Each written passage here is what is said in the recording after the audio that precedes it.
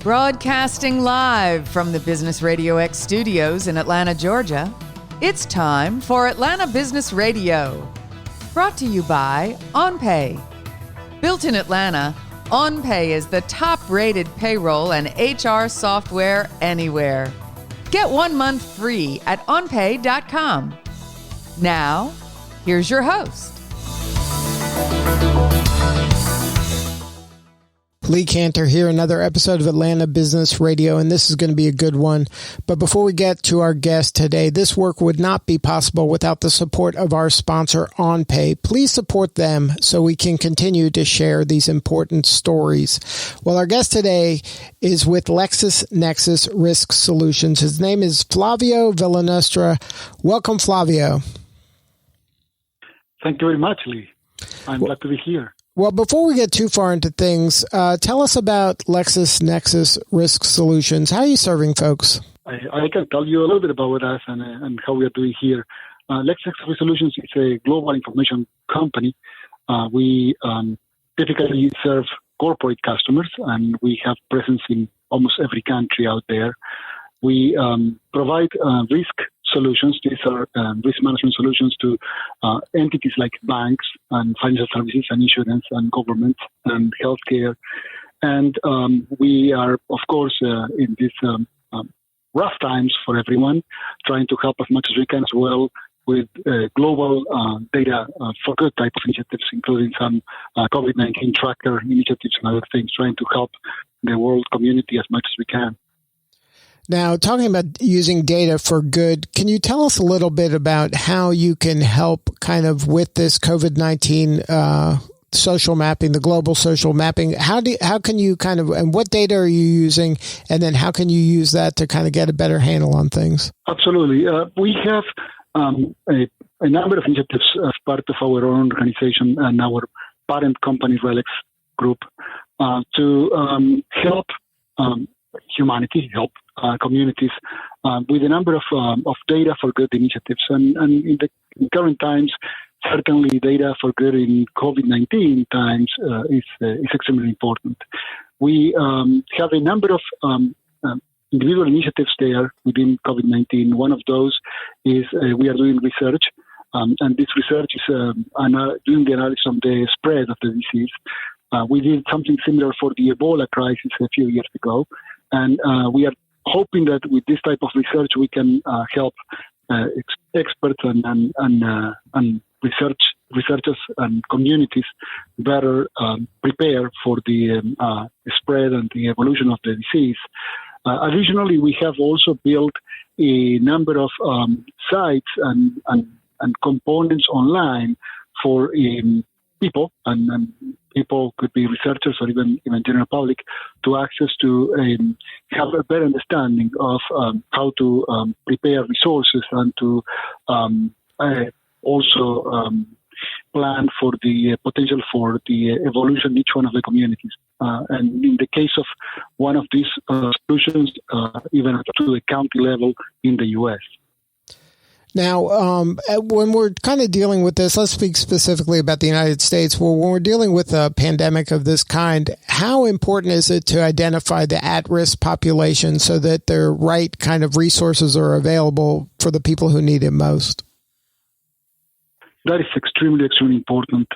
Like many other diseases, this disease has really a significant and severe impact in the less favored communities usually. So being able to identify the places where some resources are needed, particularly in those communities that need, those that are at biggest risk, is extremely, extremely important. In some ways, even if we are unable to stop the disease because we don't have a vaccine yet, ensuring that we can in some ways mitigate the risk of people getting infected, for example, through social distancing, can help reduce the significant overhead and the impact on the already stressed out healthcare resources, right? Places where there are not enough beds in ICU, places where doctors are already under significant stress because of the avalanche of cases.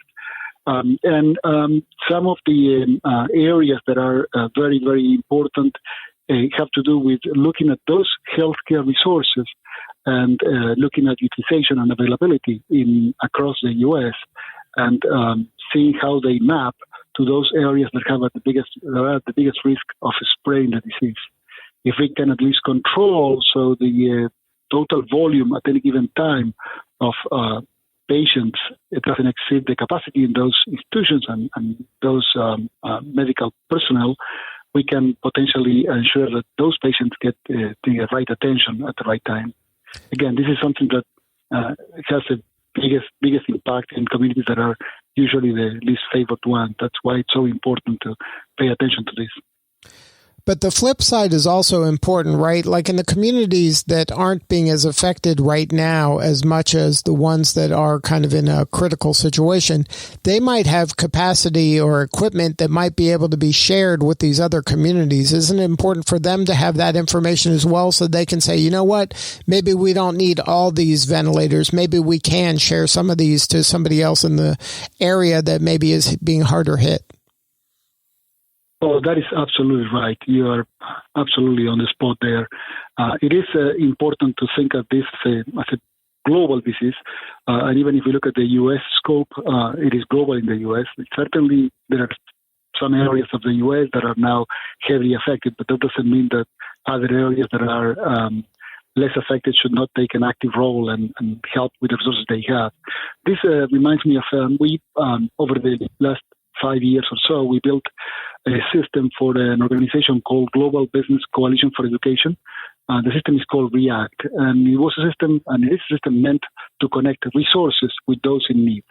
The original goal was not necessarily to address COVID-19, because that wasn't a thing at the time, but it was to bring those that can help and those that have spare resources around the world to those that are in need of those resources, which is something that is very difficult to do otherwise. There is no matchmaking ability out there.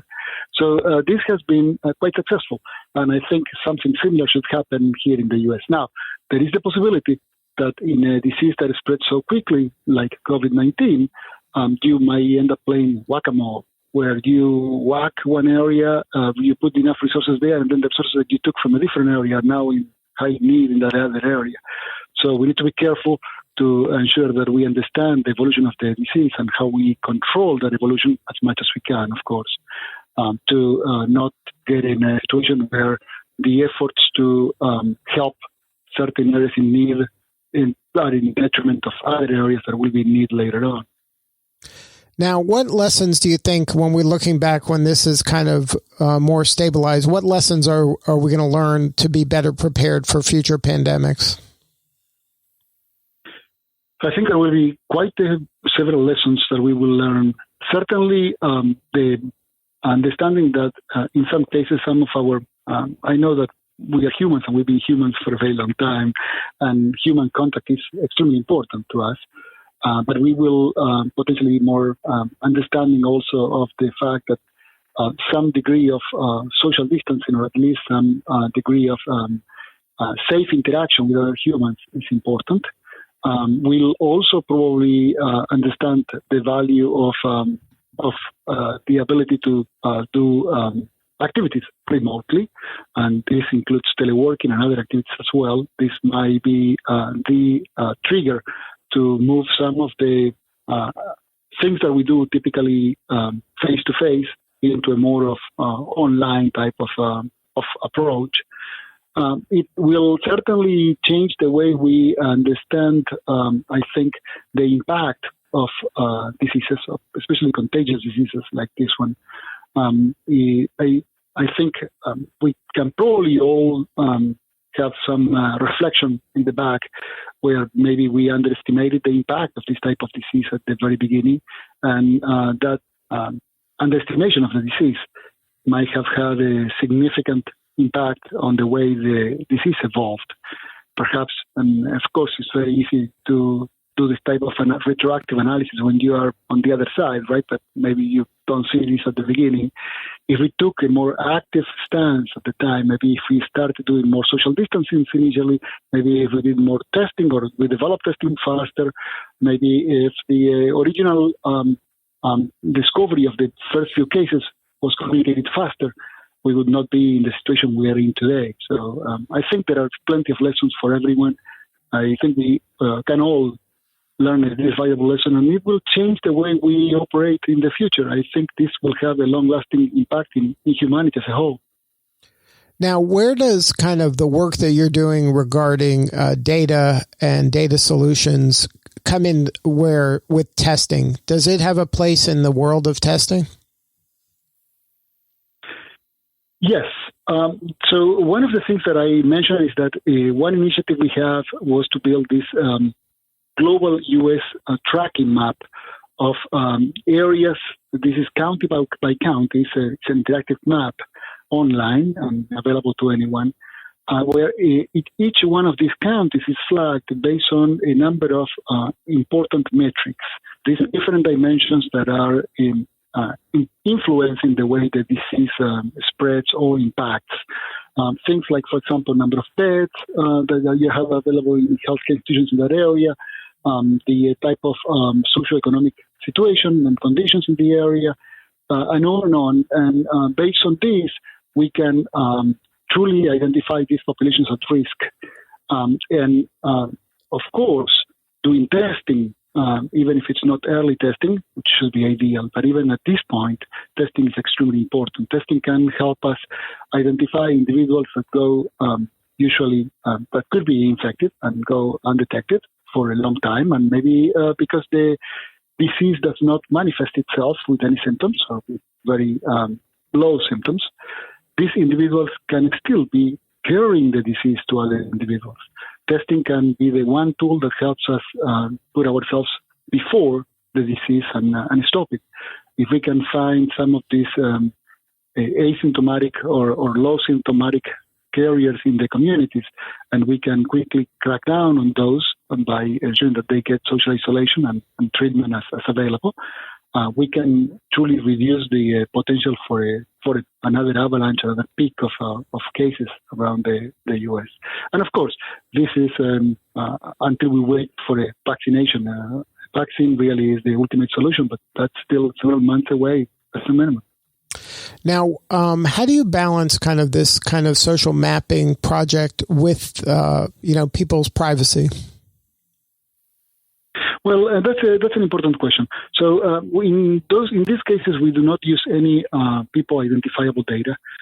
We have just institutional data for the most part and statistical data, which means that we can tell you this particular county has this many cases, these many patients that have been diagnosed with this many deaths as well, and say this many beds in ICU, this type of resources in healthcare, but there is no personal identified information. That's extremely important. You don't want to make your cure worse than the disease, right? This is extremely critical to maintain privacy of people and understand that their information is their information and that cannot be divulged in any way. So we are extremely careful there. We do understand our responsibility and privacy and security of the data that we handle, and this is across all of our data services and services in general and organization. We have been doing data analytics for decades now, and we have understood very early in the game that it's extremely important to handle this data securely, manage privacy adequately, and also support the laws and regulations that are around this data. As you can imagine, all of this healthcare data is regulated under the HIPAA standard, and that is very strict when it comes to making the data public in any way. Now, how has LexisNexis been dealing with kind of being, I don't want to say forced, but encouraging the employees to be kind of now remote workers? How have you been able to kind of do business with all your people kind of working mainly at home nowadays, but still having access to all this data and keeping everything secure and things like that? That's also another great question, Lee.